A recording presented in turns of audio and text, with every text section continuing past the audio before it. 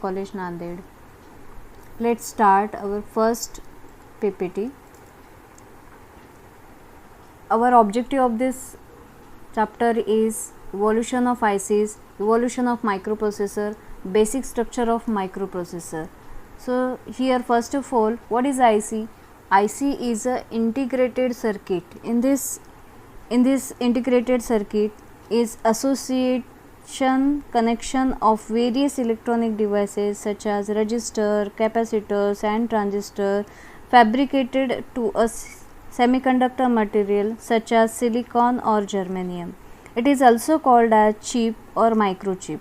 An IC can function as an amplifier, rectifier, oscillator, counter, timer and memory. Sometimes ICs are connected to various other systems to perform complex instruction.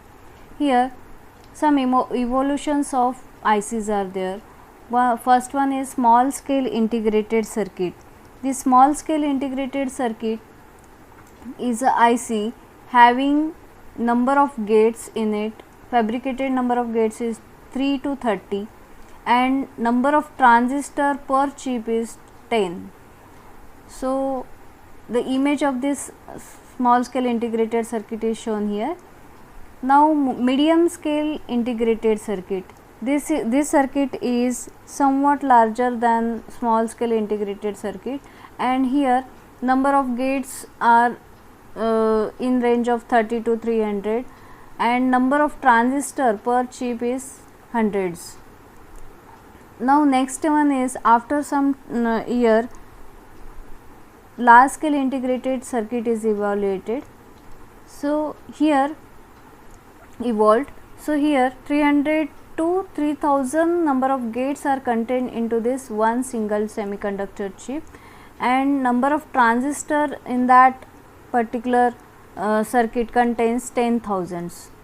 Here next very large scale integrated circuit is evolved, and this very large scale integrated circuit having greater than 3000 number of gates in it, which are fabricated on a semiconductor device, and here transistor number of transistor per chip is 100,000.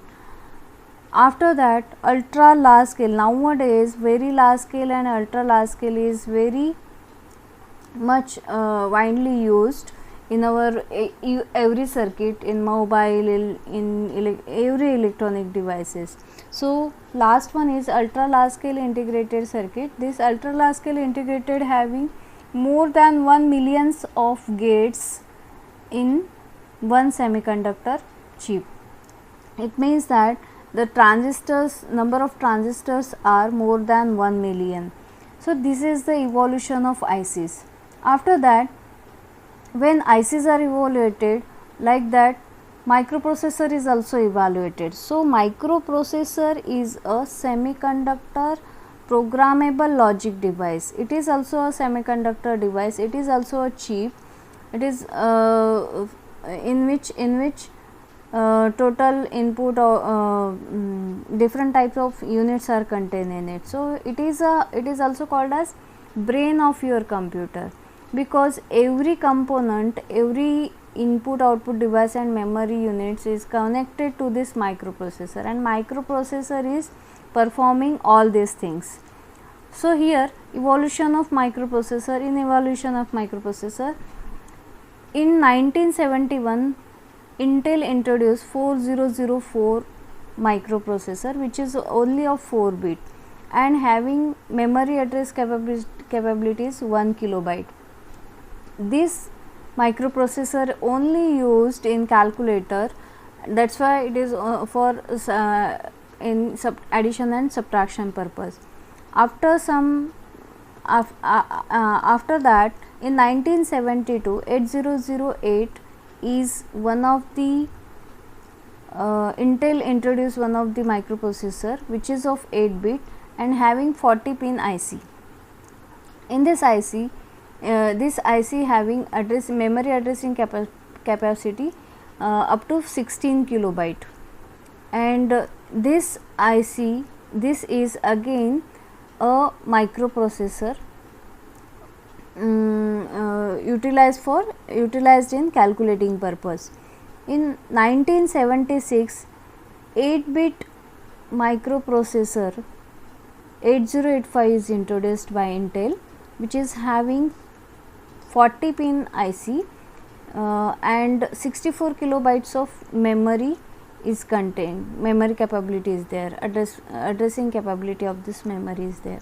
So this 16 KB of microprocessor, this 8-bit of microprocessor having 6 to 8 megahertz of clock frequency.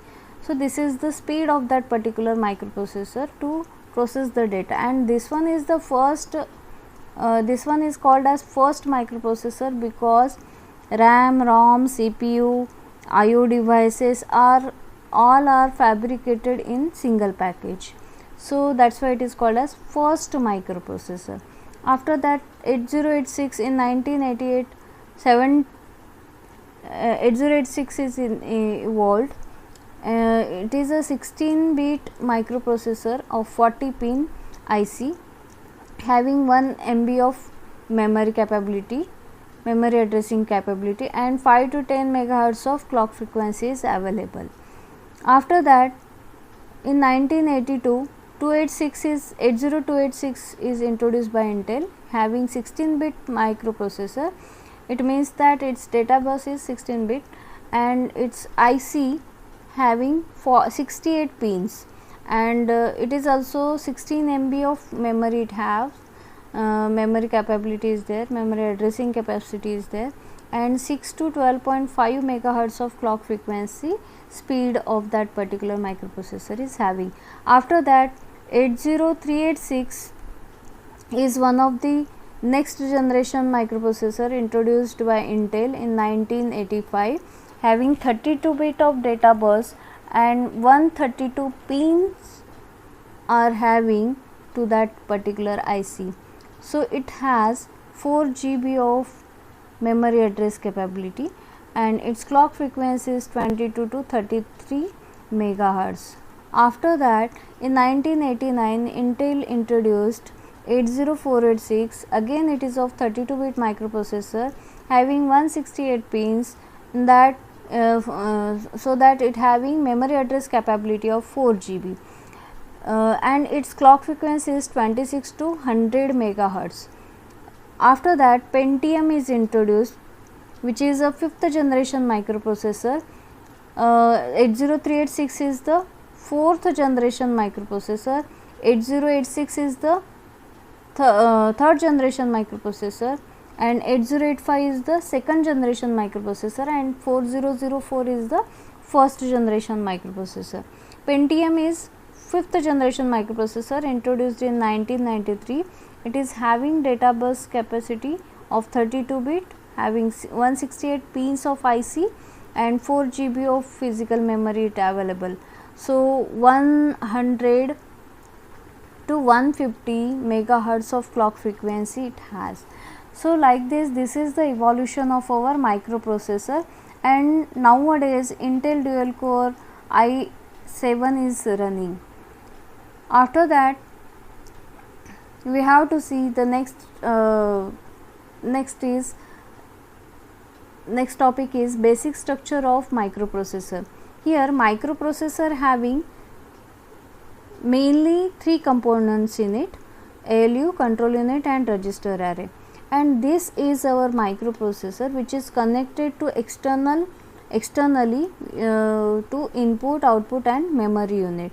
So to connect these unit, microprocessor requires buses. So there are 3 types of buses: control bus, system bus, control bus, address bus, and data bus. So these are the 3 buses. So let's see about this microprocessor again. So what is microprocessor? Computer's central processing unit, that is called as CPU, built on a single integrated IC, and this IC is either a large scale integrated circuit, medium scale integrated circuit, or super large scale integrated circuit, whatever it is. So it is called as a microprocessor. It is a digital computer with one microprocessor which acts as a CPU, is called as microcomputer. It is also called as brain of the computer. It is a programmable, so we have to give the program to the microprocessor, then it will process. So that's why it is called as programmable, multi-purpose, number of purpose we are using to do number of purpose of programming in it.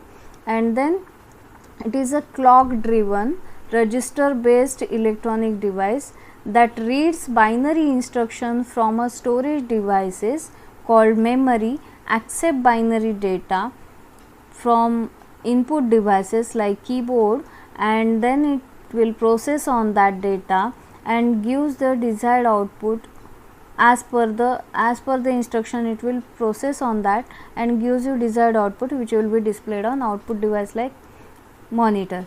So these are the basic input output device. Which one is there?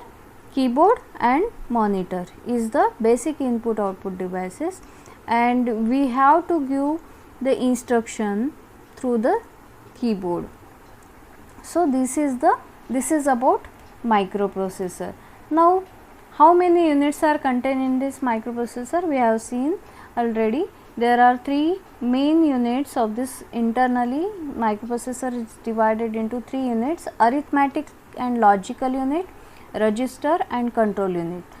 As the name suggests, it performs arithmetic in the sense addition and subtraction, and logical in the sense and or not. So these are the arithmetic and logical operations. Why it is called as logical? Because it having answer or output in the format of yes or no, true and false. Okay, so that's why it is called as logical operations. After that, a register. Register is a temporary storage area used in the CPU. So this is internally utilized by CPU to store the data. In some microprocessor, outsider means programmer also, user can also store data in this registers. Okay, so some registers are not accessible by outsider, and some outsider means user, and some processors are utilized by others also. So control unit is the central processing unit's main part, which will directs the operation of the processor. It will transfer the flow of data from one unit to another unit. It will send the control signals to the different units of this microprocessor, and then it will process on that data and gives you desired output. So control unit is one of the unit which is having the control on each and every operation, incoming and outgoing data in this microprocessor. Next, bus. So to join all these things, to make a microcomputer, we require bus. So all input device, output device and memory are connected to this microprocessor with the help of bus. So bus is a group of bunch of copper wires, which are used as unidirectionally or bidirectionally to transfer data from one place to another place. So it will carry either 1 or 0 at a time. So this is about bus. Now memory unit. Memory is a microcomputer having its own memory, that is called as RAM memory, where every program is reinserted into RAM, and then RAM will be provided to microprocessor for the processing purpose, and whatever the output, that will again stored into the RAM. So RAM is the read write memory. After that, input output unit. Input output unit is the two different types of microcomputer units which are used to take a input and display the output. So whenever input is taken by the microprocessor, it will take it from keyboard or mouse, and whenever it gives the output to the it will or display the output onto the monitor and printer. So this is all about our microprocessor introduction. Thank you.